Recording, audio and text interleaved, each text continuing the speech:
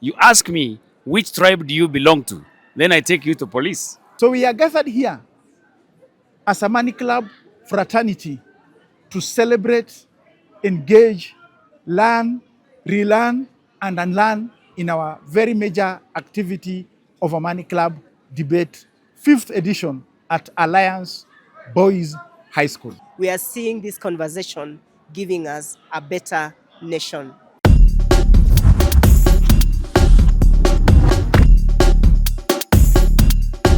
Good evening, ladies and gentlemen. Today marks one of the greatest day in Amani Club because we are here engaging our learners in one of the major Amani Club activities in our calendar. We normally have first term for essay writing, and at the tail end of term 2, we engage our learners in a debate.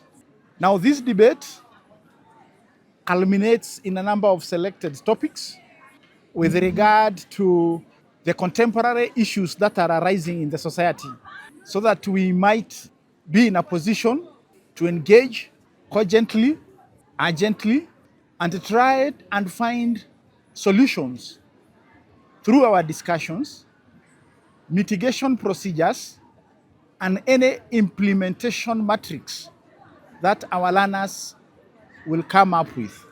Our formation of participation is divided into 3 or 4 categories.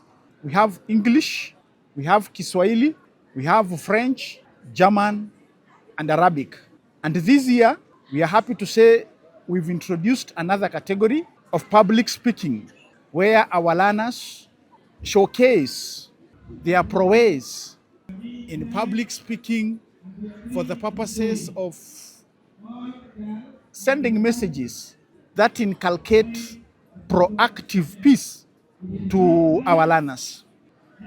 Here we are represented as a multicultural, as a multi-religious, as a multi-ethnic conclave in this particular forum.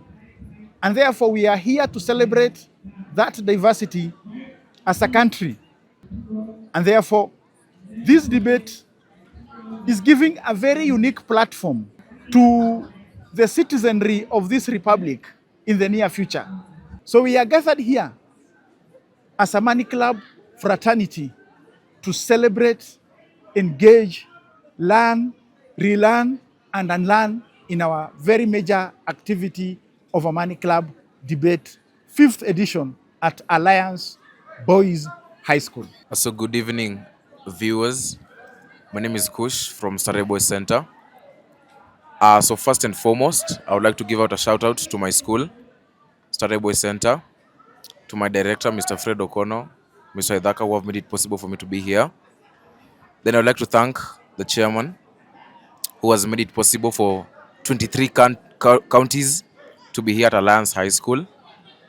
So my question is, having listened to you keenly, and I've heard that you're a very visionary man, in 10 years, where do you see the Amani Club Foundation? Our biggest asset at the moment are the very people you are seeing here, our learners. Where will they be in 10 years? In 10 years, most of them will have gone through the university education. In 10 years, some of them will be working. In 10 years, wow, some of them might be parents. In 10 years to come.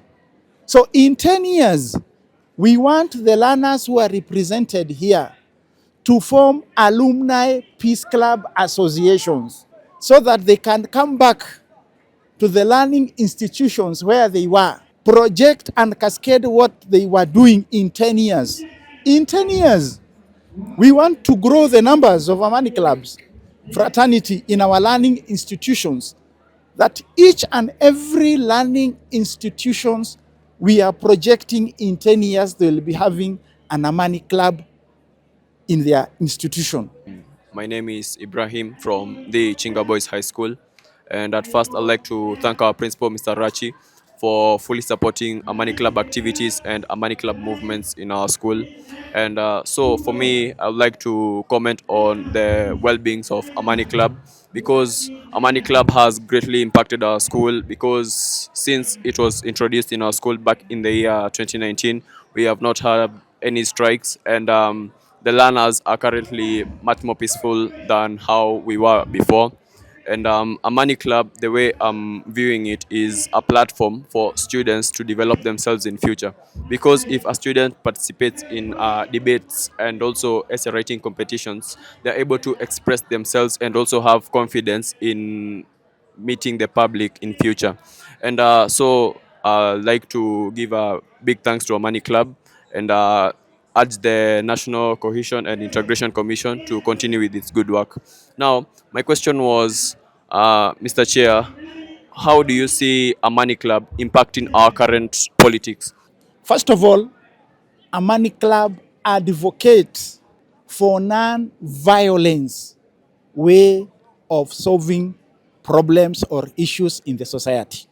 That even as we try to seek for answers, for good governance, for accountability, for transparency, we can only do that within the framework of peaceful engagement. I, Ashley Jerusa from St. Mark's Girls, Cherengani. Um, I'm so glad to be here. Through the Amani Club, it has promoted a platform for me and my school. And also, I would like to thank my principal, Miss Patricia Okinyo. And also, Amani Club was just founded in our school last year when we were going for holidays on August. So, a question for you, Mr. Chairman. According to what you have said, where do you see our our society to be in the next generation through the Amani Club? I prefer there will be diversity through the Amani Club. There will be a change. So where do you see, how will this Amani Club reach the marginalized areas to make an impact? A society is an individual magnified. Our prayer is whatever we gather through Amani Club will permeate in the society. We engage our people once we are out of these learning institutions, and we remove the us versus them mentality. Because the us versus them mentality is what causes division in the society.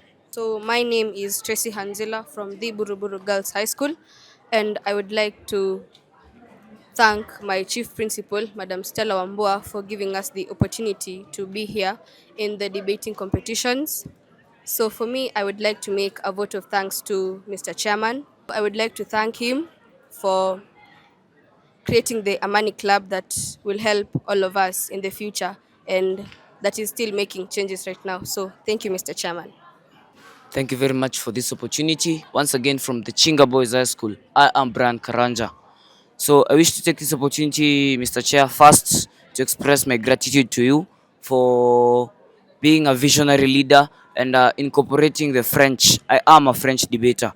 This forum has provided me with an opportunity to grow my French, to realize that I'm not the one. I still have got Kenyans who know French better than me. Also, I wish to thank my French teacher, Madam Joyce Namusule, for cultivating me this far. Then I also have a question to you, Ms. Honorable Chair. My question pertains to what my colleague from Starehe has asked you. But what are the long-term effects? Where should we see Amani Club in 2063? In about 50 or so years, such that it won't be written in history of the Republic of Kenya that it existed for around only 20 years.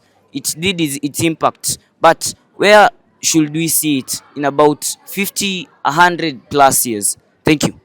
Going by my age, I think I'll not be there by then.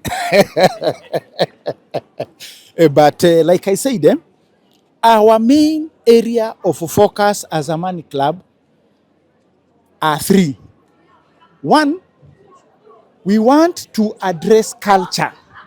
We want to change certain culture that are so much ingrained in us that are blurring us from seeing the better goal of the country. Number two, we want us to develop a society where justice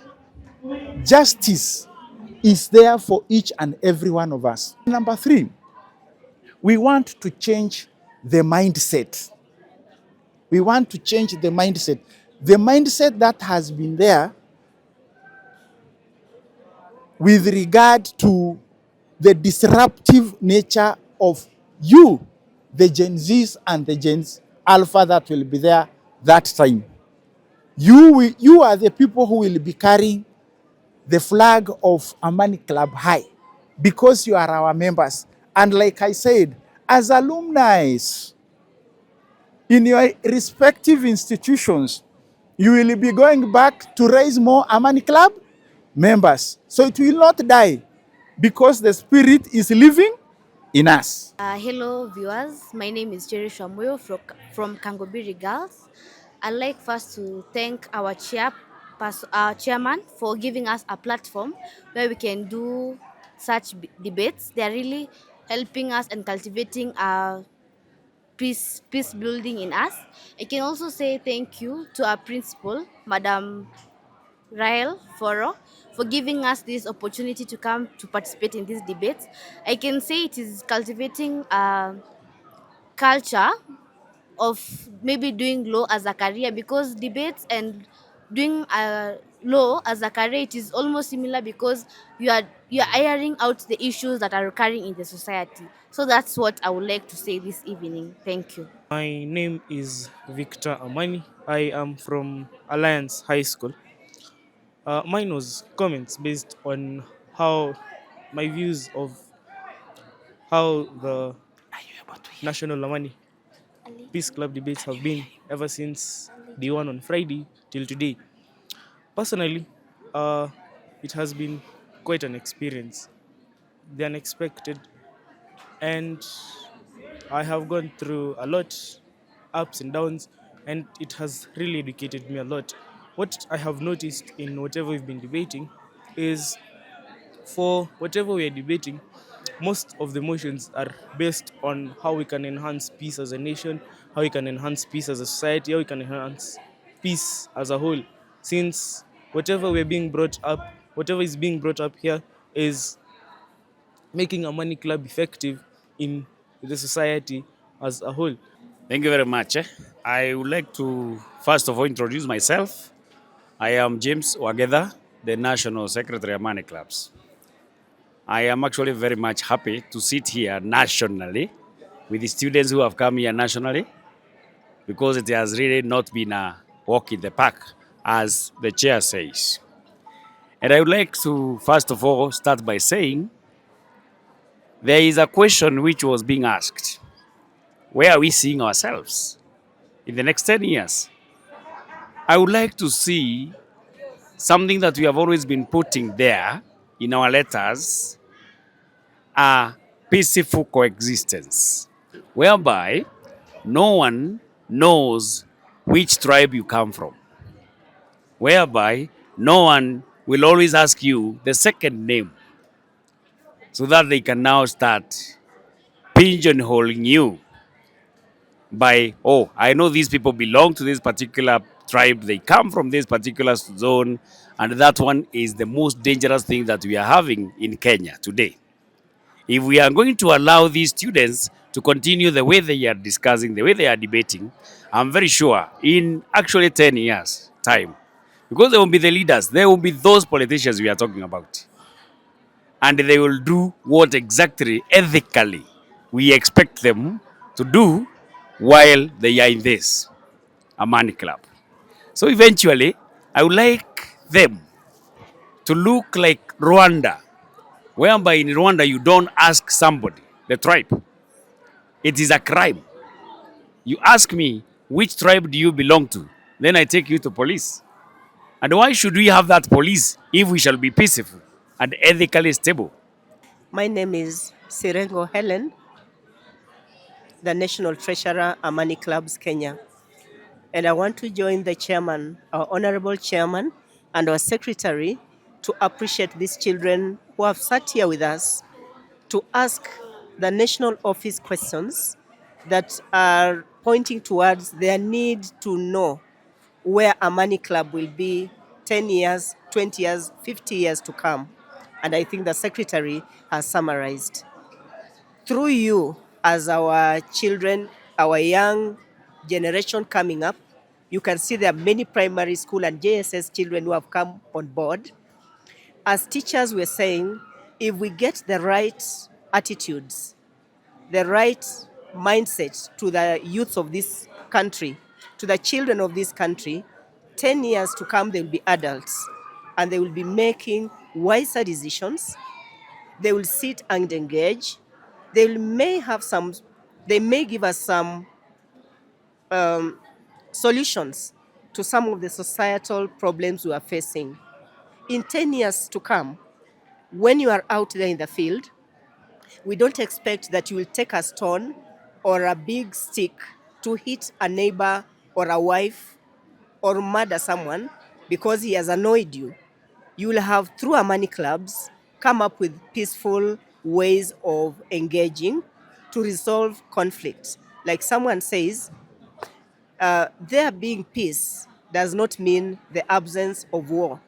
Problems will be there, conflicts will be there, but the manner in which we solve them should be such that we live smiling at each other. Either we have agreed to agree or we have agreed to disagree, but we are Kenyans. We are one nation, one people.